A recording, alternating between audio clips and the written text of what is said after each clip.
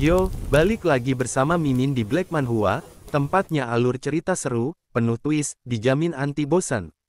Kali ini Mimin akan melanjutkan alur cerita, Martial Evolution, Start by Awakening the King of Monster, dan bagi yang mau traktir Mimin kopi, link ada di deskripsi, jadi gak usah kelamaan opening, langsung aja kita gas ke ceritanya. Cerita berlanjut, di sebuah taman di mana Yihe yang kebingungan mencari sumber aura jahat tersebut. Namun di depannya ada seorang gadis kecil dengan rambut putih. Yihe yang melihat itu pun bertanya-tanya, apakah gadis kecil yang selucu ini benar-benar menjadi sumber aura itu? Pasti dirinya salah sangka padanya. Gadis kecil yang melihat Yihe menatapnya, langsung menatap balik ke arah Yihe dengan tatapan intimidasi, lalu berkata, "Bocah, kau berlatih Flash Prison of Demons." Sambil memegang ubi panggangnya. Kemudian gadis kecil itu mendekati Yihe. Yihe yang melihat itu pun bertanya, "Bagaimana kau tahu?" Dan berpikir kalau jelas-jelas cuma anak kecil, kenapa berlagak seperti orang tua, malah memanggil dirinya bocah. Lalu gadis itu menjawab karena dirinya yang membantu Xiaohu menyempurnakan teknik bela diri itu. Mendengar nama itu, Yihe pun langsung berpikir keras dan teringat, jangan-jangan yang kau maksud itu Xiaohu yang itu, leluhur keluarga Liu. Terlihat Xiaohu yang membenarkannya kalau itu memang dirinya. Dengan wajah polosnya gadis itu segera meletakkan tangannya di pinggangnya, sambil membanggakan dirinya, dan berkata kalau Liu Chenghu, lebih dari 90 tahun yang lalu, dia adalah muridnya. Yihe yang mendengar itu tak percaya dan berkata kalau kau sedang mengerjai dirinya kan. Memang umur seorang martial art bisa melampaui batas manusia, bahkan seorang Grandmaster di usia 80-90 tahun masih tetap bugar, tapi bocah ingusan sepertimu bagaimana bisa? Dan dengan tatapan yang tajam, Yihe pun berpikir kalau bagi martial art yang melatih teknik khusus bisa mengecilkan kerangka tubuh jadi sebesar anak kecil, itu bukan mustahil, tapi gadis kecil di depan dirinya ini, aura polosnya yang dibilang pakai EQ tinggi itu, lugu dan ceria, kalau pakai EQ rendah, ya dungu. Level kepolosannya bukan kaleng-kaleng, jelas tidak bisa dibuat-buat, bahkan aktor Oscar pun tidak bakal bisa menirunya. Gadis kecil itu pun merubah ekspresinya, dan menatap Yihe dengan tatapan serius, lalu berkata, "Kenapa? Kamu tidak percaya?" Yihe yang mendengar itu langsung tertawa, "Percaya padamu lebih mudah daripada percaya, bahwa dirinya ini Qin Xin Huang. Beri dirinya $50 dulu, kemudian dirinya akan percaya." Namun tiba-tiba Yihe masuk ke dalam ilusi yang aneh. Di mana Yihe yang berada di tempat eksekusi, dan mau dipenggal kepalanya. Yihe yang melihat itu pun terkejut dan tidak sempat untuk berpikir. Karena sebuah pisau besar memotong kepalanya, hingga kepala Yihe pun terpental menggelinding ke hadapan gadis kecil tersebut. Yihe pun sadar kalau gadis di depannya bukanlah gadis biasa. Setelah itu Yihe pun keluar dari ilusi tersebut, dan terlihat Yihe yang terkejut dan bingung tentang apa yang terjadi pada dirinya. Yihe juga sadar kalau rasa niat membunuh yang begitu murni, sampai-sampai membuatnya merasa seperti kepalanya dipenggal. Lalu Yihe pun berteriak karena masih kebingungan, tentang apa yang terjadi pada dirinya, namun tiba-tiba gadis kecil itu menyodorkan permennya ke mulut Yihe, hingga Yihe berhenti berteriak, dan berkata kalau ini permen rasa stroberi favoritnya, ini untukmu. Lalu wajah imutnya meminta maaf kepada Yihe, karena dirinya sudah kelewatan. Tapi tolong jangan laporkan dirinya ke pihak sekolah. Sekarang dirinya cuma bisa keluar jalan-jalan 1-2 jam seminggu, sangat membosankan. Yihe yang masih dengan lollipop di mulutnya bertanya, "Sebenarnya siapa kamu?" Gadis kecil itu berkata dengan wajah imutnya, kalau nama dirinya Gongke, seorang Grandmaster yang sangat kuat. Ini rahasia di antara kita, karena saat kepala sekolah Huadu, si Jingwen, waktu masih kecil pernah dirinya buat menangis.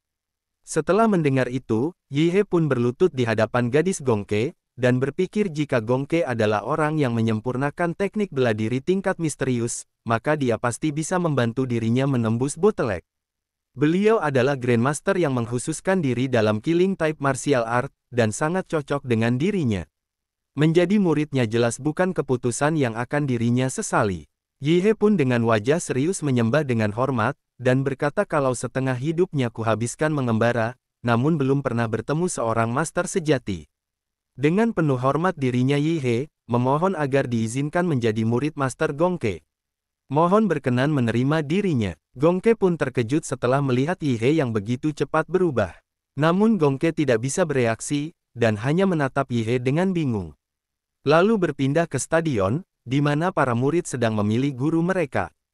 Terlihat para dekan dari 5 akademi utama yang duduk memperhatikan para murid baru di depannya. Para murid baru pun berkata, kalau dirinya tidak menyangka, para dekan dari kelima akademi utama Huadu, ternyata datang sebagai mentor bagi angkatan baru kali ini. Jika ada yang terpilih menjadi murid salah satu dari mereka, maka masa depannya sudah terjamin. Lalu apa yang sedang kamu pikirkan? Itu 5 orang dekan. Mana mungkin mereka tertarik pada murid baru seperti kita? Kalau begitu, apa alasan mereka datang ke sini? Hanya untuk membuang waktu? Tentu saja tidak. Apakah kamu tidak mendengar? Ada seorang murid baru bernama Yihe yang berhasil menyelesaikan ujian zodiak. Sudah pasti para dekan datang ke sini karena Yihe. Namun para dekan berkata, kalau para murid baru tidak mengetahui, bahwa seluruh pertarungan 12 Sio disiarkan secara langsung kepada seluruh staf pengajar Universitas Huadu. Sejak pengumuman dari siaran dalam kereta, para master sudah mulai memperhatikan bagaimana masing-masing murid menanggapi situasi krisis mendadak. Melalui pengolahan ekspresi wajah berbasis AI, kemampuan para murid dapat dianalisis. Mereka yang terlihat menganggap ujian ini biasa saja, dan tetap menerobos masuk ke kota Sio tanpa kesiapan mental, akan mendapat nilai rendah. Oleh karena itu, Yihe adalah satu-satunya murid baru yang mendapatkan evaluasi tertinggi dari awal hingga akhir.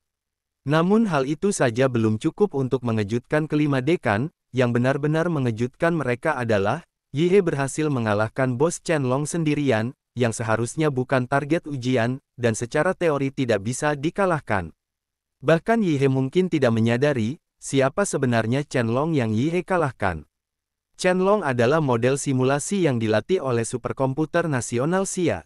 Berdasarkan data petarung tingkat Zhenguo, Fu Hongsheng, yang merupakan martial art yang paling kuat di sejarah, dia juga pernah belajar di Huadu University.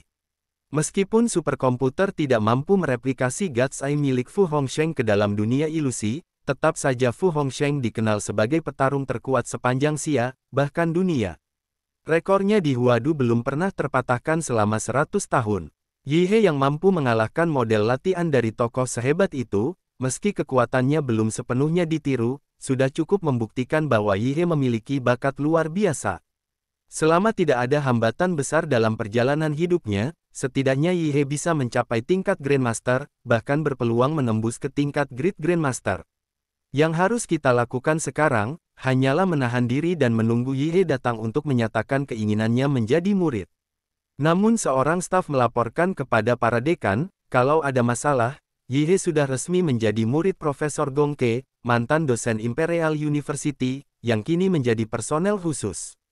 Para dekan yang mendengar itu pun langsung terkejut, karena mendengar laporan, kalau Yihe sudah memilih Profesor Gongke sebagai gurunya. Kemudian berpindah di taman, di mana Yihe yang merengek sambil memeluk Profesor Gongke. Profesor Gongke yang melihat Yihe memohon kepadanya bertanya, kamu ingin menjadi muridnya? Yihe yang mendengar itu langsung menjawab kalau itu benar. Dirinya sudah yakin memilihmu, Master. Dan berpikir kalau sepertinya wujud loli ini sudah berusia lebih dari 100 tahun. Kalau tidak, jika dirinya berlutut kepada seorang loli di siang bolong, bisa-bisa dirinya dihukum minimal 3 tahun. Profesor Gongke pun melepaskan tangannya dan mengingatkan Yihe, kalau sepertinya dirinya sudah dikeluarkan dari Imperial University. Namun Yihe yang mendengar itu malah senang, dan memberi sebuah penawaran, karena masternya tadi bilang hanya diizinkan keluar 1 hingga 2 jam seminggu, jadi jika master menerima dirinya sebagai murid, dalam 2 tahun, dirinya punya cara untuk membuat master bebas sepenuhnya. Mendengar itu Profesor Gongke pun sangat senang, dan membuatnya langsung setuju, kalau Yihe menjadi muridnya. Yihe yang melihat itu tersenyum puas karena Master Gongke sudah setuju, berarti target sukses Valley Recruit-nya berjalan lancar. Bukankah Anda sudah berjanji, tidak akan berinteraksi dengan murid selama waktu keluar? Lagi pula, dengan kondisi mental Anda saat ini, Anda belum cocok untuk mengajar. Dekan di sebelahnya juga membenarkan hal itu, sebaiknya senior Gongke segera kembali saja. Profesor Gongke yang mendengar itu pun berkata, kalau dirinya akan kembali ke rumah, lalu bertanya kepada Yi He, siapa namamu? Yi He pun dengan hormat berkata, kalau namanya adalah Yi He. Profesor Gongke pun berbalik, dan mengajak Yi He untuk ikut dengan dirinya ke rumah, dan Yi He pun mengikuti masternya sambil melirik ke arah para dekan di belakangnya, dan tersenyum tipis ke arah mereka. Kemudian berpindah di Institut Riset Universitas Huadu, kini terlihat Yi He dan mentornya Gongke, yang sudah tiba di Institut Riset Huadu. Terlihat Yi He yang memperhatikan sekitarnya dan bertanya, Master, kenapa tempat tinggalmu terpencil sekali? Gongke yang mendengar itu berkata kalau memang iya, soalnya beberapa tahun yang lalu, dirinya agak sering kumat, pernah mengalami penyakit dan sering melukai orang lain, jadi pihak Huadu menempatkan dirinya di bawah institusi ini. Untungnya beberapa tahun terakhir, dirinya sudah bisa mengendalikan diri selama beberapa tahun, dan akhirnya memiliki kesempatan untuk keluar jalan-jalan. Yi He pun bertanya, apakah dirinya ini adalah murid pertama yang Anda terima dalam puluhan tahun ini? Namun Gongke pun kebingungan melihat Yi He yang tidak takut melihat dirinya, ternyata otak Yi He aneh juga, harusnya Yi He takut ketika melihatnya. Yi He pun berkeringat dingin mendengar perkataan Master Gongke, dan menjawab kalau dirinya takut Master akan menebas dirinya. Lalu terlihat mereka turun dari lantai atas ke bawah, hingga turun ke lantai 666. Setelah mereka sampai Yi He pun bertanya, kenapa penelitian institusi yang sangat besar ini, kenapa lorongnya sangat sempit? Gongke pun menjawab, karena hanya dirinya yang bisa lewat di sini. Dan pintu itu memiliki angka, sebuah hitungan mundur.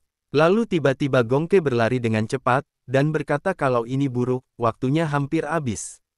Cepat masuk. Yi He dengan bingung bertanya kalau itu hitungan mundur apa Master. Master Gongke pun berteriak, kalau setiap kali dirinya pergi keluar, jam elektronik akan mulai menghitung mundur.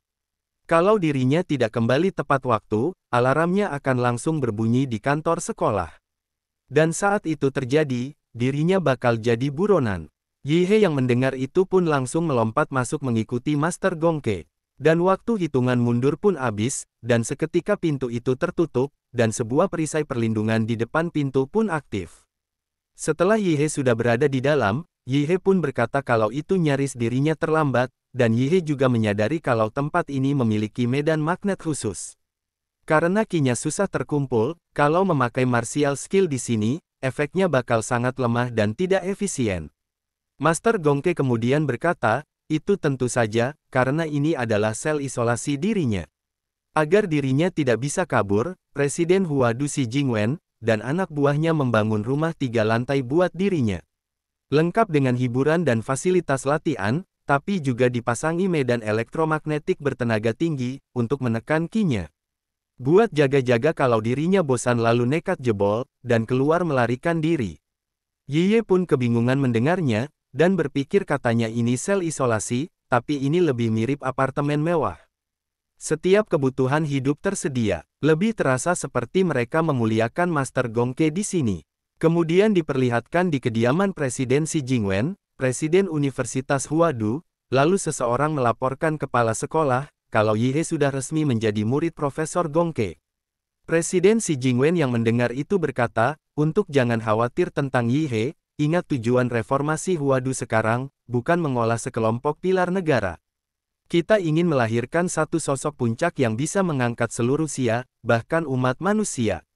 Kita beri sumber daya yang cukup, dan biarkan mereka berkembang dengan bebas. Agar Yi He belajar dari Gongke dulu. Para murid baru dari Huadu lokal juga hampir menyelesaikan pelatihan musim panas mereka. Nanti kita kirim Yi He sebagai batu pengasah untuk menguji bakat mereka yang mulai tajam. Lalu orang yang ada di telepon itu menjawab, kalau dirinya mengerti Pak Presiden. Lalu terlihat sebuah pesan di layar monitor presidensi, kalau Yi He sudah memasuki kamar isolasi bersama Gongke. Untuk saat ini, kondisinya stabil. Lalu diperlihatkan sebuah notifikasi berbahaya dari Profesor Gongke, kehilangan kendali 5-14%, tingkat keselamatan jika satu ruangan mencapai 95%, target di ruang yang sama, mudah dihabisi, target tingkat cedera mencapai 38%, dan keselamatan mencapai 10,3%. Melihat notifikasi itu, Presiden Xi Jingwen menyadari kalau murid bernama Yi He, memiliki probabilitas 10,3% untuk tidak bertahan, sampai bantuan dari university tiba. Bahkan setelah diselamatkan pun, kemungkinan 4,7% dia tidak akan bertahan hidup. Yang disebut Special Grade Combat, biasanya adalah mantan tahanan seniman bela diri yang kuat, atau seseorang yang kekuatannya tidak dapat dikendalikan. Dalam kondisi normal, negara membatasi kebebasan mereka. Tetapi saat negara menghadapi krisis, mereka semua akan dijadikan kekuatan pertahanan negara, dan dikirim ke garis depan untuk menghadapi sosok mengerikan seperti ini. Dirinya yakin Yi He sudah siap. Kalau tidak siap, dia akan dibunuh. Bagaimana orang biasa berjalan bersama seorang pembunuh tanpa persiapan? Karena waktu negara Xia tidak banyak lagi, Federasi Beibaidun yang tolol, dan para pemuja sesat dari kerajaan keturunan dewa, yang menyembah peradaban rahasia, dan mereka mulai bergerak. Untuk generasi muda, cepatlah tumbuh lebih kuat. Cerita kemudian berlanjut di lantai 3 di ruang latihan isolasi. Lalu Gongke berkata kalau sudah 10 tahun dirinya tidak mengajar. Mari kita sparring dulu, agar dirinya tahu sekuat apa Yi He sebenarnya. Yi He kemudian bertanya kepada masternya, apakah master akan menurunkan kultivasi ke tahap martial novice hanya untuk sparring dengan dirinya. Gongke pun menjawab jika itu benar, dirinya lupa menekan kultivasinya. Terlihat Gongke yang lagi pemanasan sebelum sparring dengan Ti He. Lalu Yi He pun berkata kalau dirinya sudah siap. Yi He pun bersiap dan berpikir kalau dirinya tidak mau mengingat kejadian itu lagi. Lalu dengan cepat Gongke menerjang maju ke arah depan, dan Yi He yang melihat serangan itu terkejut, karena serangannya langsung ke arah titik vital. Kayaknya cuma sparring, tapi serangannya hampir menebas lehernya. Saat serangan Gongke akan mendarat di lehernya, dan berpikir kalau dirinya sudah meniru gerakan menghindar 5 arah berbeda, tetapi setiap kali dirinya menghindar, Gongke selalu bisa membaca gerakannya duluan. Karena Yi He tidak ada pilihan lain, dan hanya bisa menghadapinya secara langsung. Yi He pun terpaksa berubah wujud, lalu bersiap menghentikan serangan Gongke. Melihat itu Gongke tersenyum senang sambil berkata, apa kamu pikir bisa menghentikan dirinya? Meskipun berubah wujud, kamu dapat meningkatkan kecepatanmu, dan membuatmu mampu bertahan dari serangan dirinya. Sayang sekali, dirinya lebih cepat darimu. Yi He pun tertangkap, lalu Gongke menendangnya dari belakang dengan sangat kuat, yang membuat Yi He berteriak kesakitan. Cerita pun berakhir. Sampai jumpa di cerita selanjutnya.